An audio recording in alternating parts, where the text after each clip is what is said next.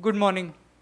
आज इथे उपस्थित सगळ्या मान्यवरांना हार्दिक स्वागत. Welcome to everyone present here and also welcome to everyone who is joining us online via Zoom and YouTube. Today we have gathered here मुंबईच्या E V सेलच्या लॉन्चसाठी. तर हा प्रोग्राम चालू करायला मी Shri Madhav Pai, executive director cities program at WRI इंडियाला request करतो की ते opening remarks. Uh, good afternoon, everyone, and welcome to all the dignitaries, Honorable Minister Shri Aditya Thackeray, Sanjay Bansodi ji, Deputy Mayor, also officials from MCGM, Sanjeev Kumar sir and Godse sir. Welcome to everyone, and of course Mangal Pratap Lodha ji.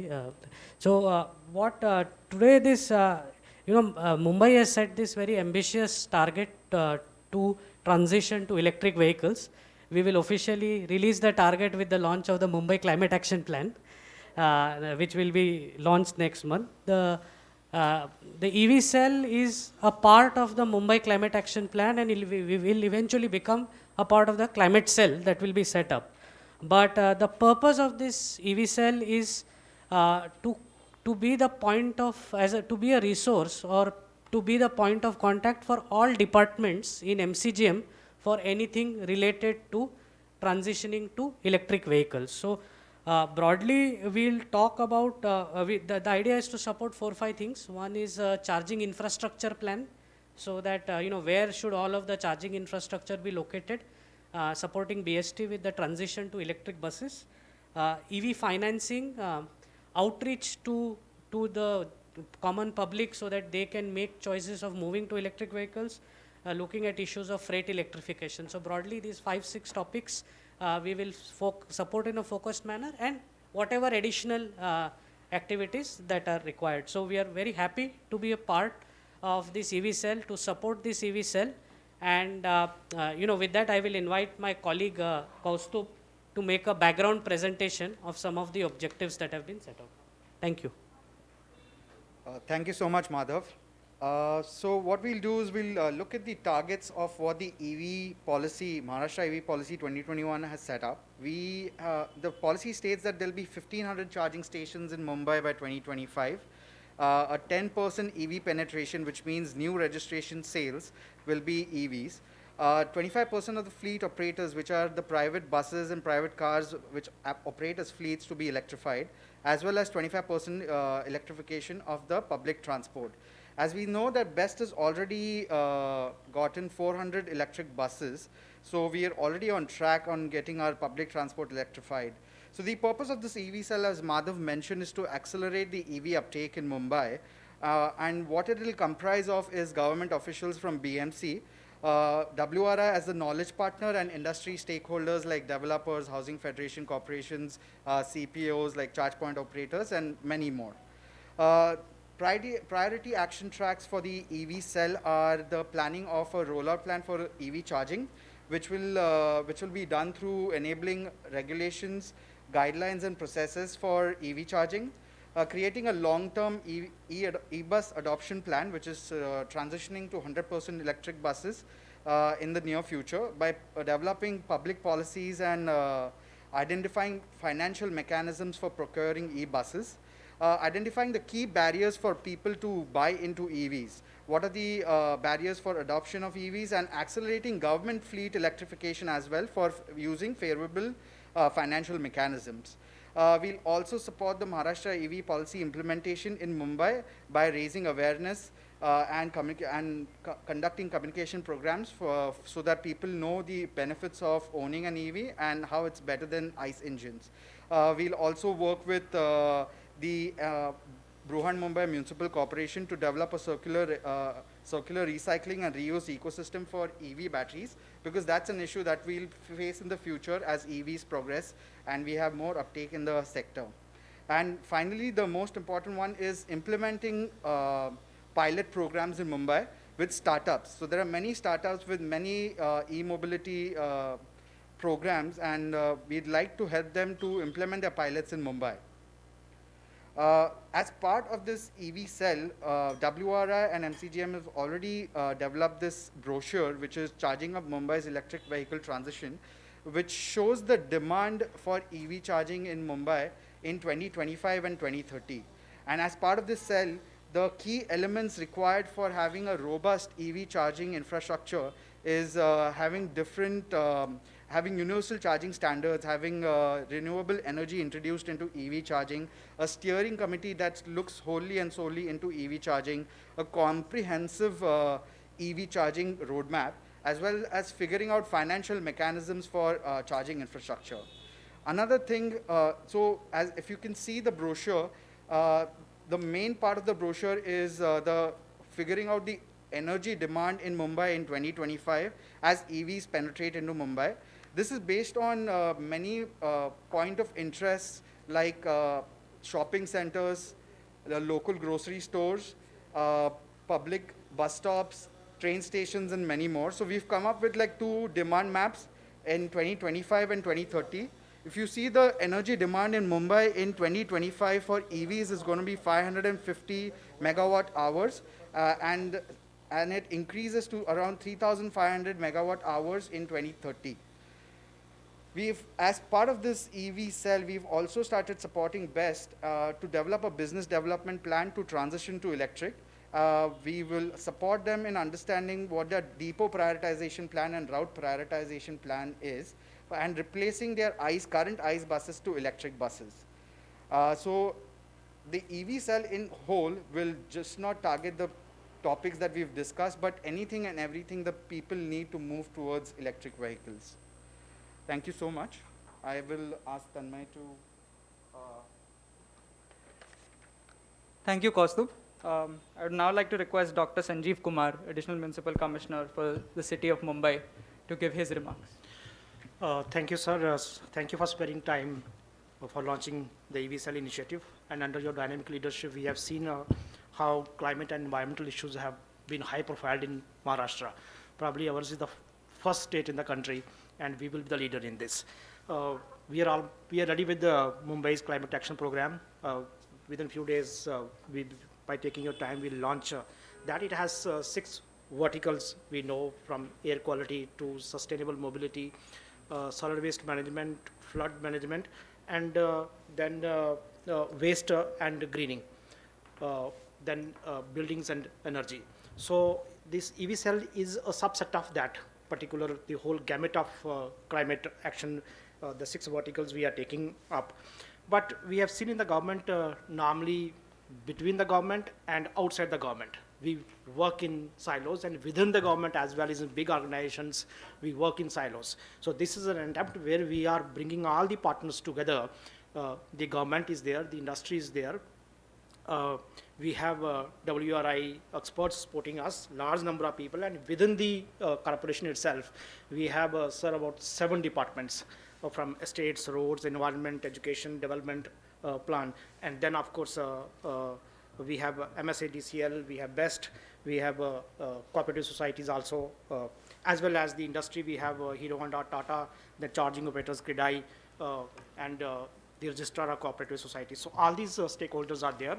So I'm sure all of us will benefit, and we have the responsibility as a corporation under the EV policy in state. So the whole idea is, fundamentally is about, as we know that the vehicular emission constitute roughly about 20% of the greenhouse gases emission. So that is an important component where we want to focus on. BEST is also doing great work in this. As my friend Kaustubh has already mentioned, that large number of activities will be there, charging infrastructure, there is public parking, private societies, then the new societies which are coming, we need to have different changes in the DC rules probably, so that they come out, they have the charging infrastructure in the beginning itself, then financing, battery technology, and so many other initiatives, even for freight as well. We know that EV vehicles not only will reduce emission to a great extent, they may not 100% because electricity from where it is produced, that again is an issue. But not only that, it will reduce the pollution also. It will be more safe. It will be easy to drive those who are not that great in driving skills. So I'm sure, sir, we can do great work together. We thank WRI and their experts who are supporting us wholeheartedly in these initiatives. Thank you, sir. Thank you, sir. I would now like to request Lokesh Chandra sir, who is the General Manager for BEST, to give his remarks.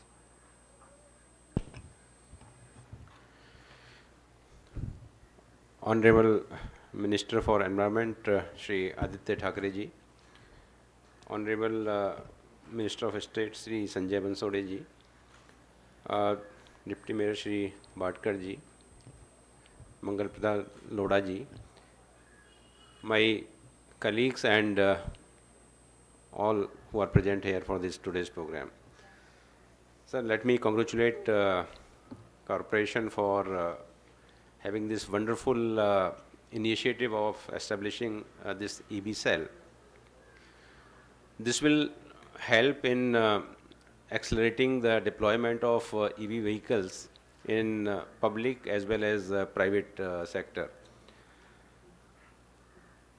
In the city areas, we all know approximately 1/4 of the air pollution is from this road transport.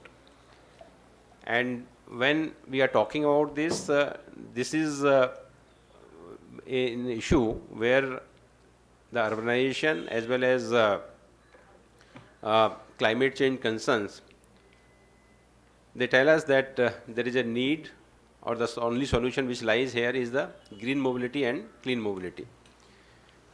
To tackle this issue of pollution as well as noise pollution in the cities, we have already in BST realized that there is a need to strengthen the public bus transport, and at the same time there is a need to decarbonize the road transport. Under your able guidance, sir, the Government of Maharashtra has already declared EV policy, and as part of that and as part of this Mumbai Climate City Action Plan, which we are part, we have already taken a policy decision that henceforth all the procurement of the buses will be the electric buses only. Now, to strengthen the public transport along with the electric buses, we are also trying to strengthen our fleet so that the services can be reliable and efficient.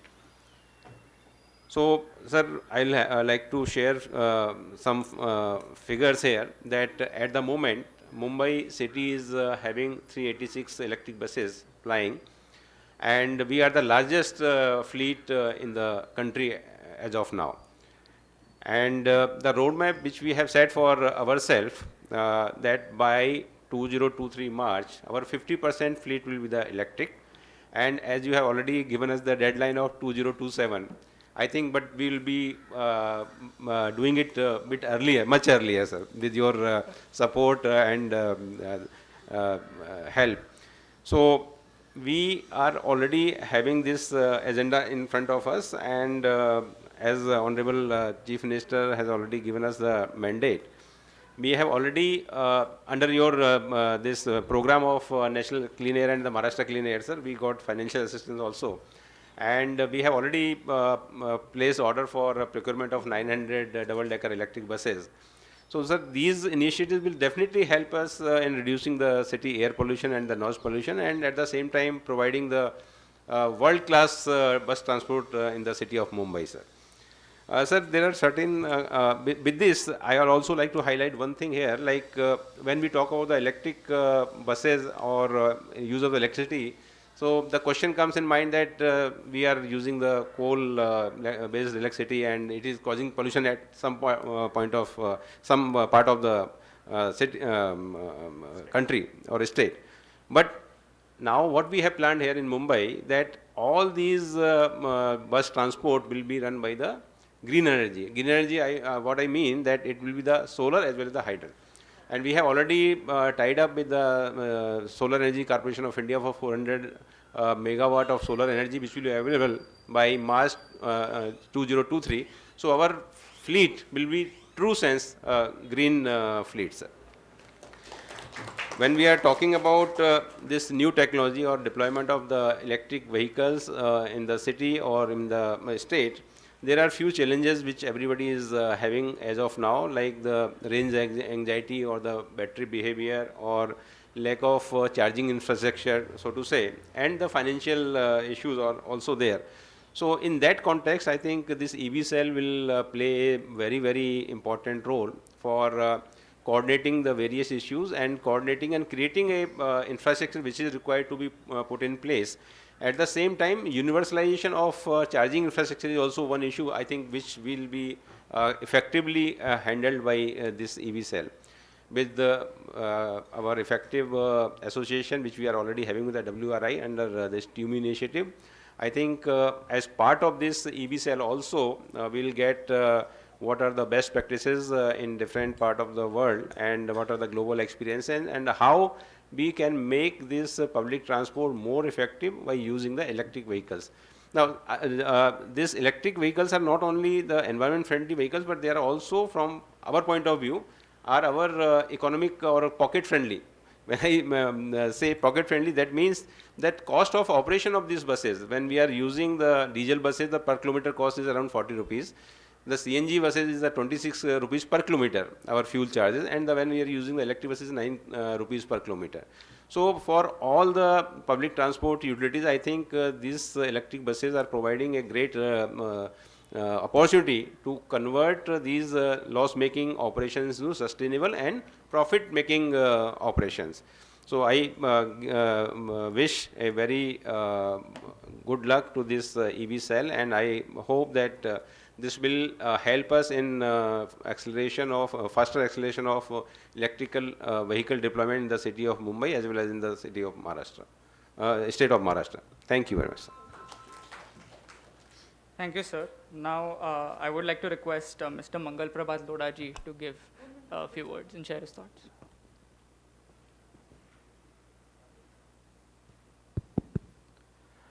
Honorable Sri Aditya Thackeray ji, Honorable Sri Bansore ji, Sri Lokesh Chandra ji, Sanjeev Kumar ji, Sri Suhas Wadkar ji, and other dignitaries. I won't speak much, but Honorable Aditya ji asked me to speak. So I was hearing you yesterday when you were talking in the TV9 infrastructure enclave, and I think there also you have touched this point that we want to encourage the environment friendly vehicle, and it was actually a very well thought, and it was giving the whole future course which you have designed for the environment friendly Mumbai city. And apart from being in a different party, by heart I want to congratulate you for your leadership in the, particularly in the environment initiatives. I think it is in your nature. You are a true environmentalist, and under your leadership and the commitment of the all officers present here, will be able to make the Mumbai environmental friendly city. I was not knowing that the electric buses cost will reduce 1/4. If that is the case, it will be a big thing to a loss-making unit will come in the profit-making, or at least we will be able to sustain it. I concluded by again congratulating this initiative by Honorable Sri Aditya Thackeray ji. Thank you. Thank you, sir. Now I would like to request the Honorable Deputy Mayor for the city of Mumbai to give his remarks. सर्वांना जय महाराष्ट्र. महाराष्ट्राचे पर्यावरण, पर्यटन, राजशिष्टाचार मंत्री आदित्य साहेब ठाकरे, राज्यमंत्री संजय बनसोडे साहेब, स्थानिक आमदार मंगल प्रभात लोडाजी, आमचे BSTचे लोकेश चंद्रजी, अतिरिक्त आयुक्त संजीव कुमारजी, सुनील गोडसे साहेब आणि सर्व उपस्थित मंडळी, सर्वांना जय महाराष्ट्र. सर्वप्रथम मला अभिमान आहे की महाराष्ट्राचे मुख्यमंत्री आमचे लाडके उद्धवसाहेब ठाकरे आणि त्यांच्या पावलावर पाऊल ठेवून महाराष्ट्राचे पर्यावरण, राजशिष्टाचार, पर्यटन मंत्री आदित्यसाहेब ठाकरे यांचं मुंबईवर एकदम बारीक सूक्ष्म लक्ष आहे आणि ते आजपासून नाही तर पहिल्यापासूनच आहे. आणि त्यामुळे मुंबईमध्ये EV सेल जो आज निर्माण झाला आहे तो मला वाटतं भारतामध्ये प्रथम महानगरपालिका असेल की ज्याच्यामध्ये EV सेल निर्माण झाला आहे. कारण पर्यावरणावर संपूर्ण जग बोलत असतो, कुठलीही दुर्घटना झाली, कुठलंही काय झालं तर दोष ग्लोबल वॉर्मिंगवर दिला जातो. परंतु तो निवारण्यासाठी प्रयत्न करणारी जर भारतातली महानगरपालिका असेल तर ती बृहन्मुंबई महानगरपालिका आहे आणि त्यांचं पूर्ण श्रेय उद्धव साहेबांना आणि आदित्य साहेबांना जातं आहे. दुसरी गोष्ट की आताच आपण म्हणतो आहे की लोकेश चंद्रजी म्हणाले की आम्ही 386 बस इलेक्ट्रिक व्हेकल घेतले आहेत. आपला प्रोजेक्ट आहे 2027पर्यंत 1900 बस आपण करतो आहे, त्याच्या अगोदर आपण पूर्ण करणार आहोत. पण शहरामध्ये नुसत्या बसेस इलेक्ट्रिक असून चालणार नाही, तर शहरातल्या प्रत्येक ज्या गाड्या आहेत मग त्याच्यामध्ये छोट्या रिक्षा असून दे, 4 व्हीलर असून दे, त्यासुद्धा इलेक्ट्रिक व्हेकल होणं खूप गरजेचं आहे. आणि इलेक्ट्रिक व्हेकलमध्ये पर्यावरण तर शुद्ध होऊन जाईल, प्रदूषण नष्टसुद्धा होईल, आवाज पण कमी होईल. समस्या थोडीशी फक्त आहे ती चार्जिंग स्टेशनची.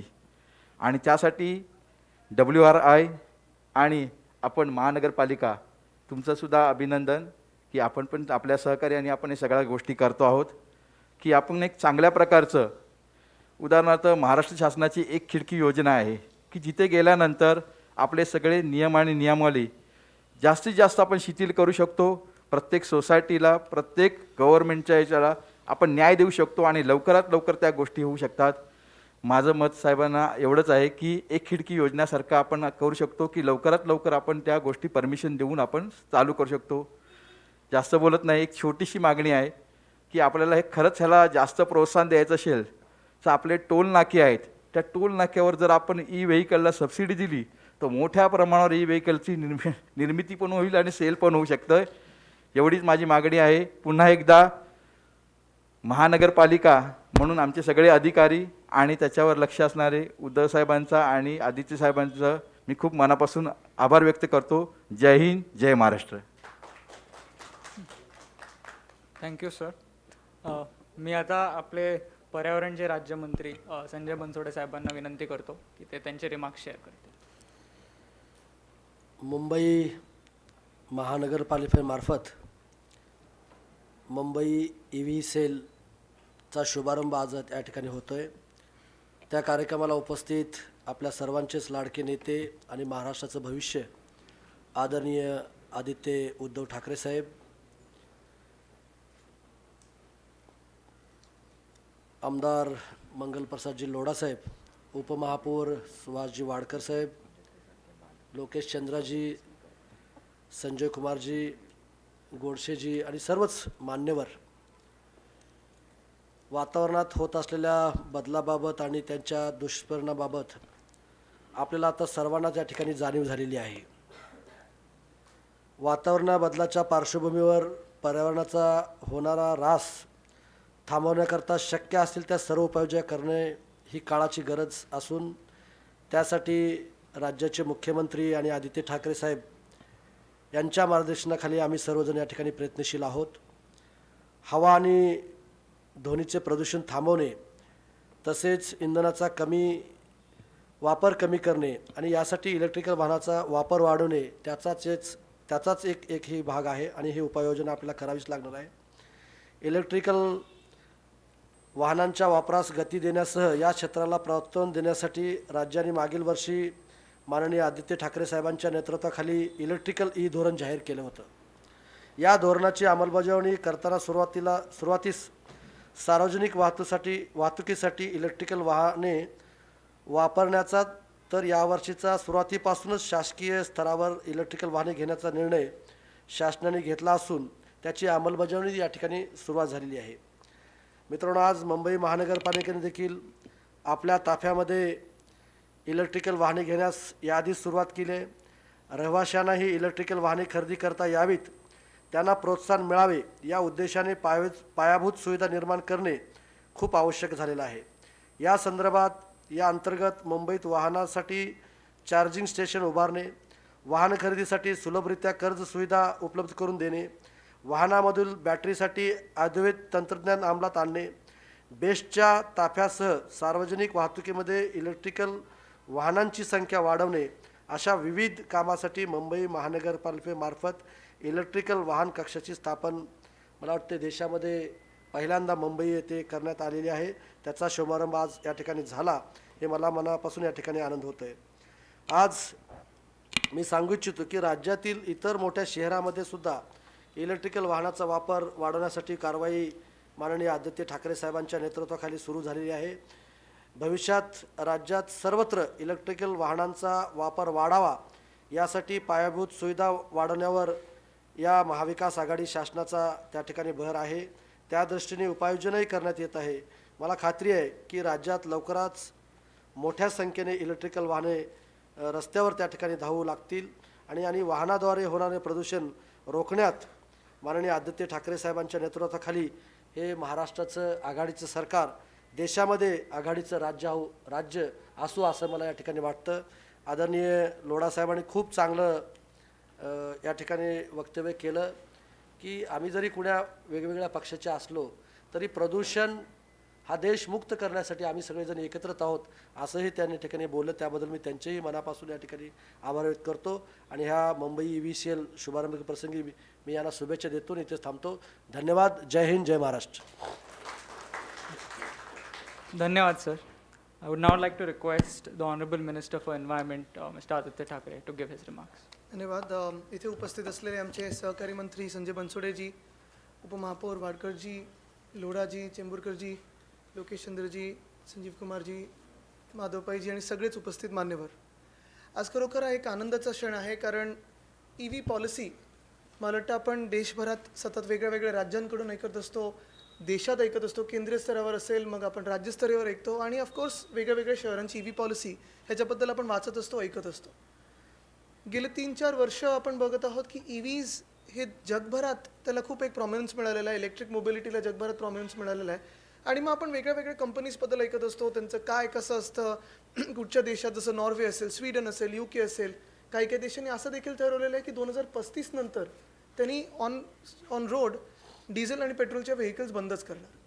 पण हे जरी असलं तरी मला आठवतं की आपल्या देशात साधारण 2015-16 पासून ह्याची चर्चा थोडी वेगाने वाढायला लागली.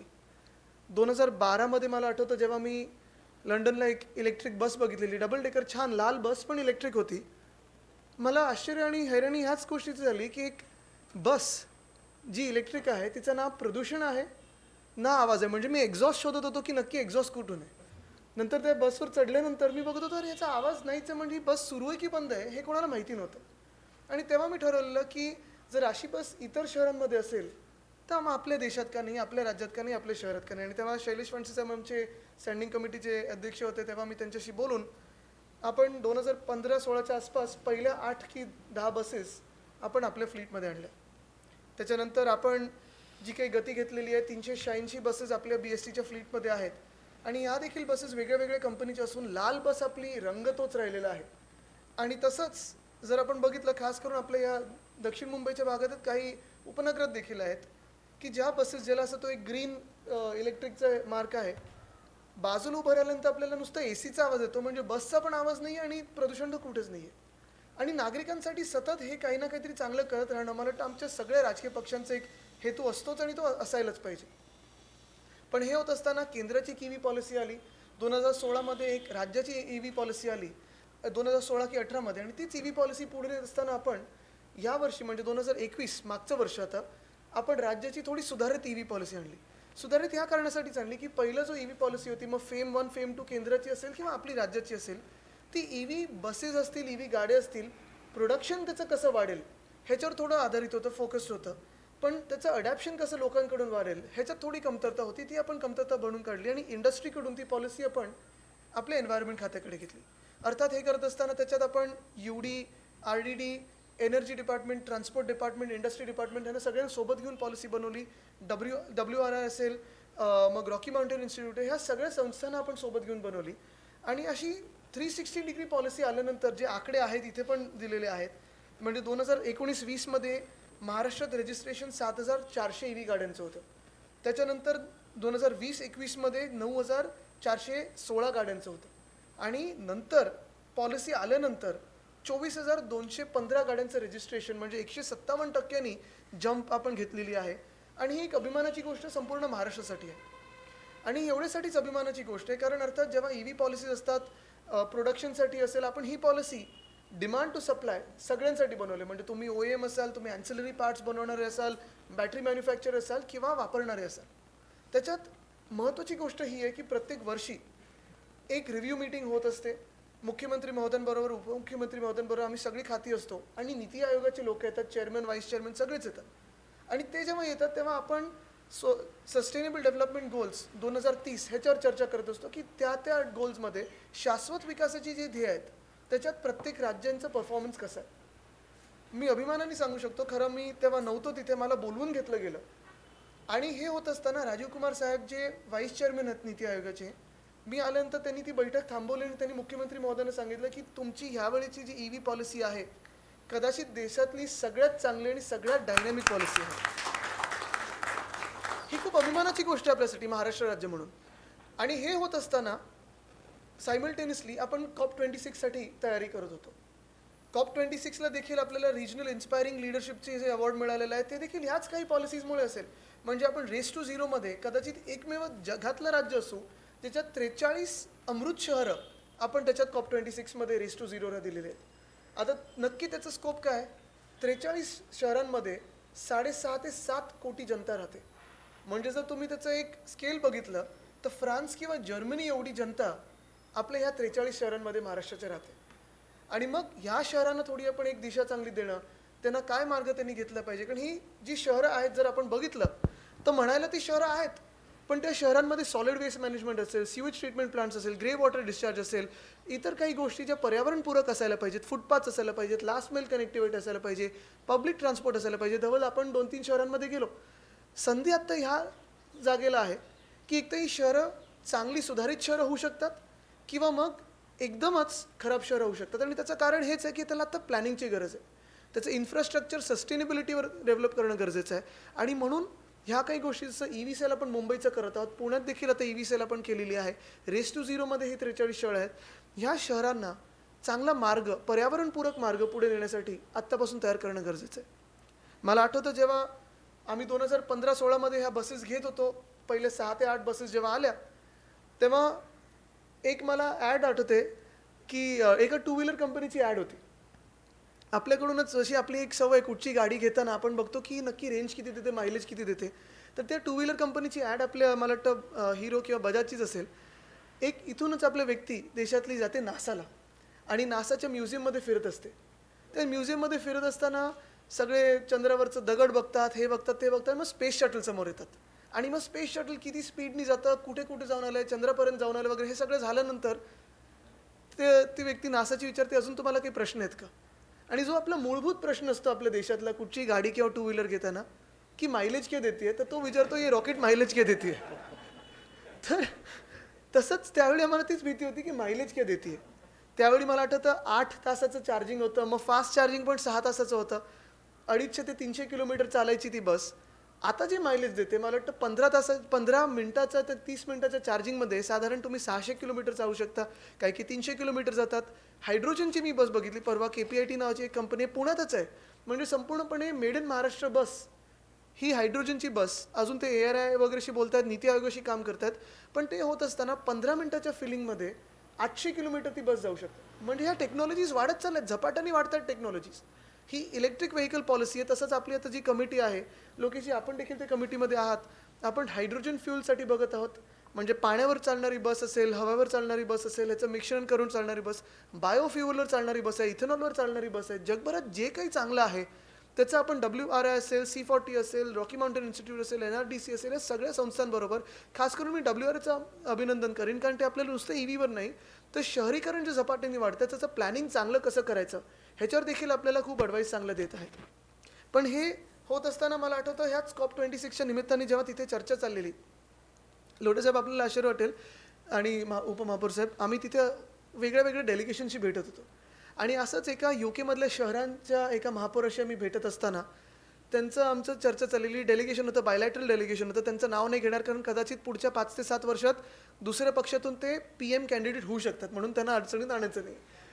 पण हे होत असताना त्या शहरातून मला त्यांची चर्चा चाललेली आणि त्यांना एवढं आश्चर्य वाटलं आपल्याकडे की BSTचा फ्लीट ऐकून 3,000-3,500 बसेस मला वाटतं आपल्याकडे आहेत आणि 10,000 बसेसपर्यंत आपण पोहोचणार आहोत. पण हे होत असताना त्यांनी विचारलं तुमचे फेअर्स काय आहेत नक्की. तर मी बोललो तुमचे काय आहेत. तर नाही, आमचे पर किलोमीटर कदाचित 5 पाऊंड 10 पाऊंड असे असतात, म्हणजे 500 रुपये आणि 1000 रुपयेपर्यंत पर किलोमीटर जातं. सगळं प्रायव्हेटाईज आहे.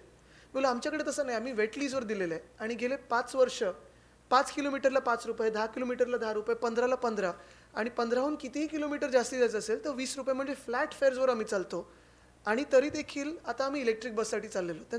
ते थक्क झाले ऐकून. आणि आता मी जे काही रेट्स ऐकले, ज्यात लोढा साहेबांनी देखील त्याचा उल्लेख केला, जे लोकेशचंद्र साहेब सांगत होते की ह्या फेअर्सनीच कुठेही फेअर न वाढवता जे आपल्याला नवीन वेटलीजवर फेअर झालेले आहेत, इलेक्ट्रिक बससाठी आलेले आहेत, कदाचित पुढच्या 2 वर्षात, जे कधी नाही 1947 पासून कधी नाही असं 2 वर्षात आपण BSTला सरप्लसमध्ये नेऊ शकू, हे फेअर्स आपल्याला आता ह्या टेंडरमध्ये आलेले आहेत. त्याच्यानंतर आमची लंडन शहराबरोबर बैठक झाली. तिथे ट्रान्सपोर्ट फॉर लंडन ह्यांच्याबरोबर जेव्हा चर्चा चाललेली तेव्हा आपल्याच देशातले शशी वर्मा नावाची एक व्यक्ती 19 वर्ष त्याचे डिरेक्टर ऑफ स्ट्रॅटेजी आहेत. तुम्ही कदाचित भेट झाली असेल. ते केंद्र सरकार राज्य सरकारबरोबर खूप जवळून काम करतात. त्यांनी मला 2-3 गोष्टी सांगितल्या. एक म्हणजे लंडनमध्ये 9,000 बसेस आहेत. इलेक्ट्रिक बसेस ते वाढवतात, कदाचित आपल्या जास्ती असतील त्यांच्यापेक्षा इलेक्ट्रिक बसेस, पण 9,000 बसेसमधून 85% बसेस अशी जी त्या डबल डेकर बसेस आहेत. आणि त्यांच्याकडे ऑफकोर्स ट्रान्सपोर्ट फॉर लंडनमध्ये ते लंडन कॅब म्हणजे लंडनची टॅक्सी, लंडनची अंडरग्राऊंड मेट्रो, ट्रंक रूट्स, सगळे रेल्वेज आणि बसेस चालवतात. पण त्यांनी मला हेच सांगितलं की आदित्य तुम्ही जास्तीत जास्त फोकस आता बसेसवर करा. मेट्रो जेवढ्या बनवल्या तेवढं चांगलं, पण जास्तीत जास्त फोकस तुम्ही तेवढाच खर्च बसवर करा आणि डबल डेकर बसवर करा. कारण बस कधीही काही झालं तरी थांबत नाही. कुठेही तुम्ही कुठच्याही रूटवर नेऊ शकता. रूट सुरू करू शकता, बंद करू शकता, वाढवू शकता, कमी करू शकता. फ्लेक्सिबिलिटी आहे. आणि डबल डेकर बस आल्यामुळे ते कपॅसिटी ऑगमेंटेशन त्यांचं होत जातं. मला वाटतं तोच आपला जो निर्णय आहे की आपण जास्तीत जास्त बसेस आता डबल डेकर आणि इलेक्ट्रिक घेऊ, म्हणजे आपली कपॅसिटी वाढेल, प्रदूषण नाही आणि आवाज नाही. मला वाटतं ते एक जे धोरण आपण घेतलेलं आहे ते खूप महत्त्वाचं आहे. कारण मुंबईसारख्या शहरामध्ये जेव्हा मुंबई वाढत चाललेली, झपाट्याने वाढते, आपण बघताय खूप ठिकाणी रिडेव्हलपमेंट होते, मोठ्या संख्येने वेगळी नवीन घरं उपलब्ध होऊन देत आहेत. आपण आपली लोकसंख्या वाढत असताना, आपलं एक MMR रिजन वाढत असताना, मुंबई असेल, पुणे असेल, नागपूर असेल, नाशिक असेल, ठाणे असेल, कोल्हापूर असेल, संभाजीनगर असेल, या सर्व ठिकाणी डबल डेकर बस एक अट्रॅक्शन पण होतं लहान मुलांसाठी. काही लोकांची आठवण आहे, म्हणजे लोकेशचंद्रजी आपल्याला ऐकून आश्चर्य वाटेल, जेव्हा मी ट्विट केलं आपल्या डबल डेकर बसबद्दल, मला किती लोकांनी मेसेज केलेले आहेत across party lines, across borders, म्हणजे कोणी आता बाहेर राहायला गेलेलं आहे, बाहेर दुसऱ्या देशात राहायला गेलं आहे, की त्यांची आठवण त्यांच्या वडिलांबरोबर असेल, आजोबांबरोबर असेल, आजीबरोबर असेल, कधी ना कधीतरी ते त्या डबल डेकर बसवर समोर बसलेले आहेत आणि एक फेरी घेतलेली. ती आठवण आपण पुन्हा एकदा ह्या मुंबईत पुढे आणत आहोत. आणि म्हणून हे सगळं होत असताना मला वाटतं आजचं हे पाऊल EV सेलचं खूप महत्त्वाचं आहे. आपण बघत असाल, जसं उपमहापौर महोदयांनी इथे नमूद केलं की जेव्हा आपण आता मी जर BMCचाच उल्लेख केला, गेले 5-6 वर्ष जेव्हा जेव्हा फ्लॅश फ्लड आलेत, आपण देशभरात बघा, उत्तराखंड असेल, केरळ असेल, मुंबई असेल, पुणे असेल, लंडनमध्ये देखील आपल्या पाऊस पडण्याचे दिवस कमी झालेले आहेत, पण पाऊस पडण्याची जी काही एक क्षमता गती होती ती वाढलेली. म्हणजे जो पाऊस साधारण 50 ते 70 मिलीमीटर पर आवर पडायचा, तो 250 ते 300 मिलीमीटर पर आवर पडायला लागलेला आहे. असं जर पाऊस पडला तर कुठचंही शहर कोलमडेल. जर्मनीमध्ये झालं, ऑस्ट्रेलियामध्ये झालं, लंडनमध्ये देखील यावर्षी फ्लॅश फ्लड झालेले आहेत. आहे आपल्याकडून जे काय आपण करू शकतो, स्टॉर्म वॉटर ड्रेन्स असतील, पंपिंग स्टेशन असेल, आपलं स्टॉर्म वॉटर ड्रेन्सची क्षमता 50 मिलीमीटर पर आवरनं 70 मिलीमीटर पर आवर तेवढं करू शकतो. पण त्याच्या पुढे किती करायचं हा एक प्रश्न पडतो. आणि हे होत असताना ग्लोबल वॉर्मिंगवर असेल, क्लायमेट चेंजवर असेल, आपण सगळ्यांनी एकत्र येऊन काम करणं गरजेचं आहे. मला वाटतं ते खूप महत्त्वाची गोष्ट राहिलेली आहे. COP26ला प्रधानमंत्री महोदयांनी 2070 हे आपल्या कार्बन न्यूट्रॅलिटीचं एक तारीख ठरवून दिली. पण त्यांनी ते जेव्हा ठरवतात तेव्हा देश समोर ठेवून ठरवतात. म्हणजे काही राज्य कदाचित 2070 पर्यंत काम करू शकतात, काही तेवढं परवडणार नाही. पण महाराष्ट्र म्हणून, महाराष्ट्र असेल, इतर काही राज्य आहेत जी प्रगत राज्य आहेत, तमिळनाडू आहे, तेलंगणा आहे, कर्नाटक आहे, ह्या प्रगत राज्याने जिथे शक्य असेल तिथे कदाचित लवकर ते जे काही 2070चं गोल आहे, जेवढं लवकर आपण त्याला तिथे पोचू शकू, मला वाटतं ते आपलं कर्तव्य आहे की आपण तेवढी मदत केंद्र असेल, देशाला असेल, जगाला असेल, करणं गरजेचं आहे. कारण हे कोणी आपण एकामेकांवर उपकार करत नाही आहोत.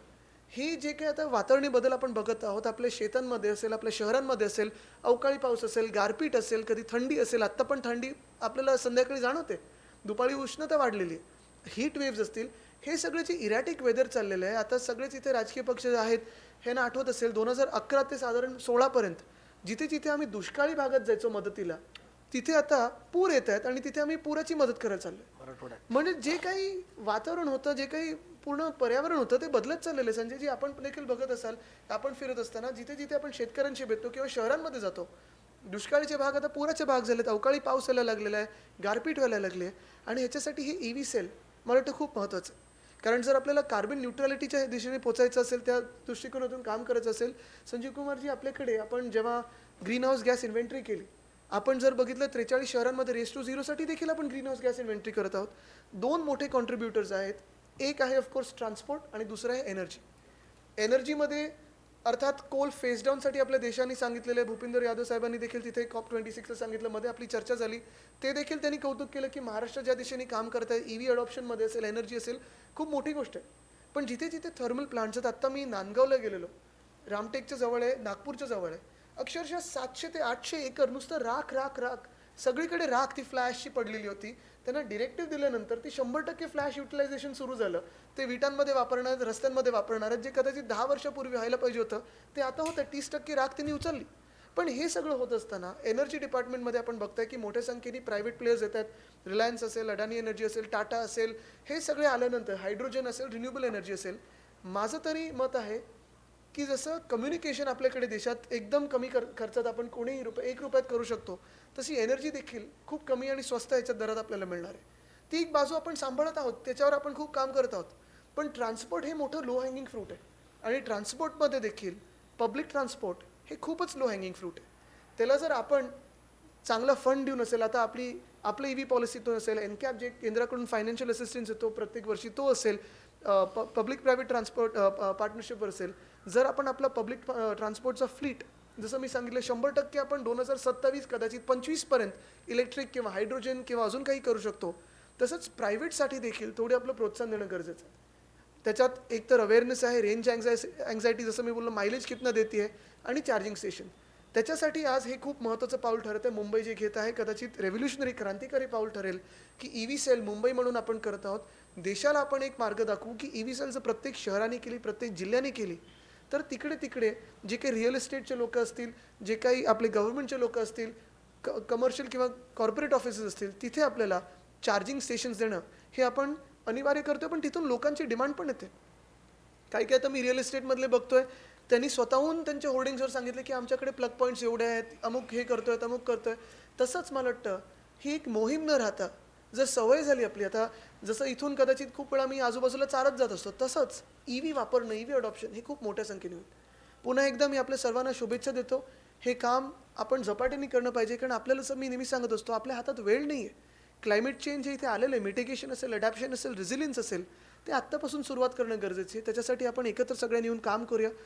शासनात असेल, प्रशासनात असेल, राजकीय वातावरणात असेल किंवा NGOs, थिंक टँक्स, ग्लोबल फाउंडेशन्सबरोबर काम करणं, प्रत्येक नागरिकाला EV ही परवडणारी झाली पाहिजे आणि आपली वाटली पाहिजे, ह्याच्यासाठी आपण काम करूया. धन्यवाद. जय हिंद, जय Maharashtra, Vande Mataram. Thank you, sir. I would now like to request WRI India and BMC to officially launch the EV cell by signing the letter of intent.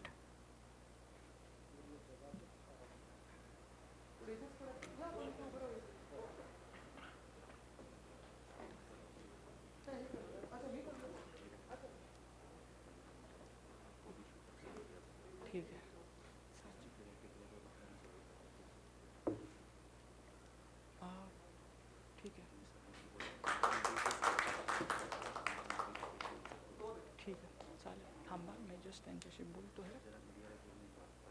1 minute थांबा, हे झाल्यावरती मला बोलू द्या त्यांच्याशी. या सगळ्या माधवजी, आपण आता 1 मिनिट. या ऑफिसमध्ये लोढा साहेब, आशिष या. माधवजी कुठे आहेत? आपण इथे एकामेक सेमच आहे, पण एकामेकांनी पकडू शकता.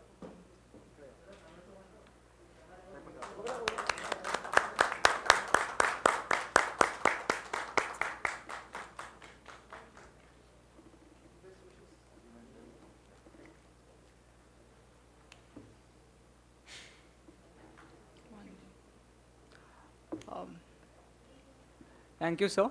For the concluding remarks, I'd like to invite Chaitanya Kanuri from WRI India.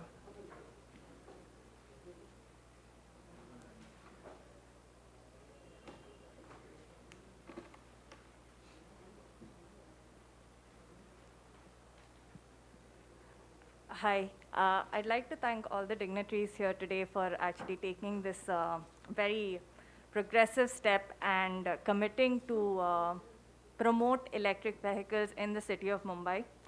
And while we've had many initiatives at the state level and the national government has also been promoting electric vehicles, the importance of local action, of the action at the municipal corporation level for on-ground impact cannot be emphasized enough.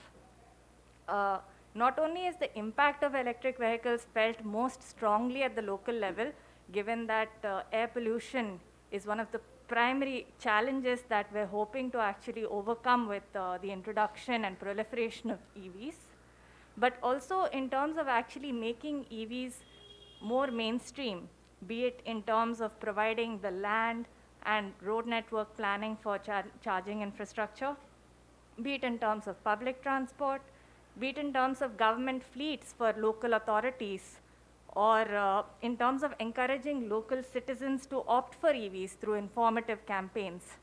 It is the local authorities that are primarily responsible for driving a lot of the change on ground.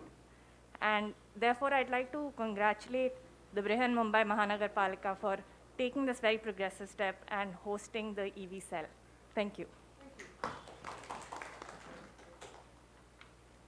Thank you. With that, I would like to close the event for today and thank everyone for being here.